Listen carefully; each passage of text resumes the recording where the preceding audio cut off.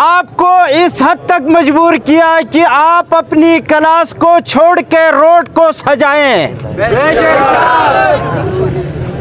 इसी वीसी की नाअहली से यूनिवर्सिटी की सिक्योरिटी ने हमारे तलबा को उनकी तौहीन करने पर न सिर्फ मजम्मत करते हैं बल्कि रियासती इदारों से, वीसी और दीगर जिम्मेदार इदारों से ये मुतालिबा करते हैं, अगर एक सिक्योरिटी 2 टिक्के का सिक्योरिटी अगर मेरे तलबा व तालिबात की बदतमीजी करता है तो हम भी खामोश नहीं रहेंगे।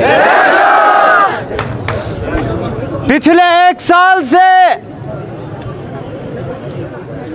यूनिवर्सिटी के अंदर 85% फीस का बढ़ाना इस बात की दलील है कि ये वीसी नाअहल था, नाअहल है, नाअहल रहेगा। इसलिए ये बंदा पिछले साल इसकी मुलाजमत फारिग हुई है, इस साल पूरा 1 साल से ज्यादा हो रहा है। ये नाजायज तरीके से अपनी मुलाजिमत को एक्सटेंशन करवा के यहाँ पे ऐशो इशरत करके बोर्ड के रिवेन्यू को इकट्ठा करके सुरुप और सुरुप अपनी अयाशियों पर यूनिवर्सिटी को चलाना चाह रहे हैं, लेकिन उसकी हम इजाजत नहीं देंगे।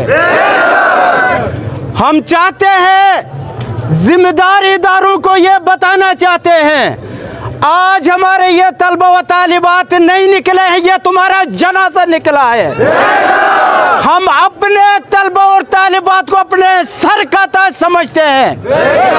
अगर किसी बदकिरदार ने, करप्ट ऑफिसर ने, किसी जाली वीसी ने ऐसी पॉलिसी बनाई है जिसकी वजह से तलबा व तालिबात अपनी तालीम की वजह से परेशान है, वालिदैन परेशान है, इलाका बेरोजगारी की तरफ जा रहा है और पूरा जीबी यानी जहालत की दलदल की तरफ फेंकने की कोशिश कर रहा है।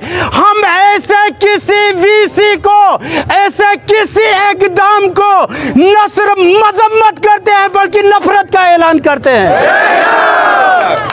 लिहाजा वीसी साहब अपनी पॉलिसी पर नजरसानी करे, वरने तुम्हारी अल्लामा इकबाल ओपन यूनिवर्सिटी से पास की हुई डिग्रियों को पब्लिक कर देंगे। हमने सारा डेटा, मेरे पास इनका पूरा डेटा है। इस वीसी का थीसिस के अंदर भी कोई मकालात सही नहीं है। ये इस वीसी के जो इक़दामात है उसको फौरी तौर पर वापस लिया जाए।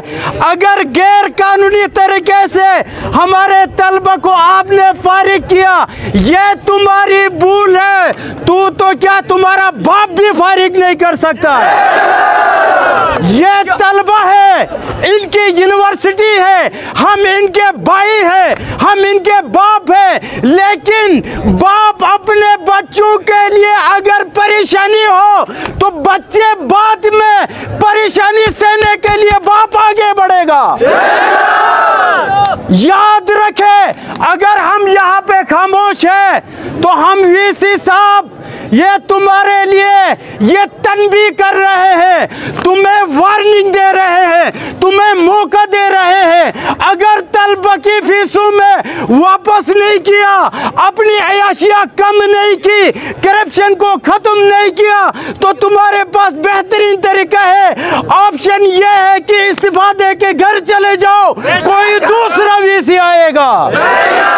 क्या आप तलबा मेरे साथ मुत्तफिक हो? सब के सब मुत्तफिक हो? जब आप मुत्तफिक हो तो मैंने ऐलान किया है, तुम्हें कोई खराश नहीं आएगी, तुम्हें कोई तकलीफ नहीं होगी, तुम्हें कोई मुश्किल नहीं होगा। अगर मुश्किल होगा तो आपके भाइयों को होगा, मुश्किल होगा तो आपके बाप को होगा। हम निकलेंगे, हम रोड पे होंगे, हम वीसी के पास जाएंगे। अगर इसने बहाल नहीं किया तो फिर हम इसको निकाल बाहर करेंगे। लिहाजा आखिरी गुजारिश के तौर पर बीमार गवर्नर यहाँ पे मौजूद है, ये बीमार वजीर आला मौजूद है। सूबाई सतह पर अगर कोई मुश्किल पेश आ जाए तो ये कानून के लिहाज से आईनी तौर पर गवर्नर गिलगित बल्तिस्तान की जिम्मेदारी है। लेकिन मुझे नहीं पता, तलबा बाहर रोड पे है, ये बीमार पता नहीं कहाँ एडमिट है। तो लिहाजा हुकूमत गिलगित बल्तिस्तान याद रखो, किसी बीमार को वोट दे के अगर सीएम बनाया है, अगर कोई अपोजिशन लीडर है, कोई मिनिस्टर है, तो ये याद रखो यही तलबा थे, यही तलबा के वालिदैन थे, इन्हीं के बहन भाई थे जिनका वोट लेके कोई बीमार सीएम बना, कोई मिनिस्टर बना। आज ये सारे तलबा रोड पर है, तुम कहां मरे हो तो तुम भी निकलो रोड पर।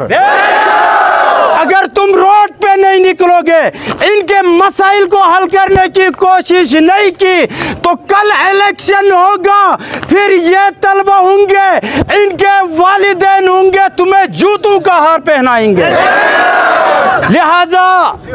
लिहाजा जितने भी सेमेस्टर फीस में इजाफा किया है, आखिरी जुमले वीसी मेरी बात गौर से सुन ले। मैंने ऐलान किया हुआ तलबा तालिबात का इशू नहीं है, ये हमारा इशू है, ये वालिदैन का इशू है।